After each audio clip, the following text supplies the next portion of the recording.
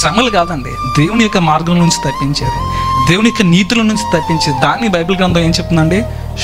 నువ్వు దేవుడికి ఏదైతే కమిట్ అయ్యావో, నువ్వు ఎంత స్థిరంగా 100% నేను అలాగ బ్రతకాలని నువ్వు అనుకుంటావో, వెంటనే నీకు ఏంటి వస్తుందంట? సర్లే నువ్వు ఎంత బలవంతుడో చూస్తానని చెప్పి అప్పటి వరకు నీ జోలికి రాలేని వాళ్ళు, నువ్వు నిత్యమో అపవాది మాట వింటూ లోకానుసారం బ్రతికితే వాడు నీ దగ్గరికి వచ్చి నేనెందుకు ఇబ్బంది పెడతాడు? నువ్వు ఎప్పుడైతే మంచి మార్గంలో వద్దానుకున్నా అప్పుడు నీ సత్తా చూడడానికి వస్తాడు, నీ బలం ఏంటో, నీ నిర్ణయాలు ఏంటో, నీ సమర్పణలు ఏంటో చూడడానికి వస్తాడు. ఇప్పుడు మార్షల్ ఆర్ట్స్ నేను బాగా నేర్చుకుని నేను బాగా బలిశాలని నేను ఎవరినైనా కొట్టగలనంటే చల్లదు కదా. ఎప్పుడు చెల్తుంది? నేను కూడా ఆ రింగ్లో దిగి ఫైట్ చేస్తే అవతలోడు ఓడిపోతే అప్పుడు నేను చెప్పాలి. శోధనలు ఎప్పుడు వస్తాయి? నేను సమర్పించుకున్నాను, నేను ఒప్పుకున్నాను, నేను విడిచిపెట్టేస్తాను అనుకున్నప్పుడు రావు. అసలు నువ్వు విడిచిపెట్టావు లేదా తేల్చడానికి వస్తాయి శోధనలు.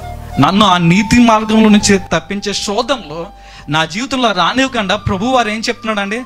ప్రార్థించండి, ప్రభువా అటువంటి శోధనలు నా జీవితంలో రాకుండా ఆ నీతి మార్గం నుంచి తప్పివ్వకుండా.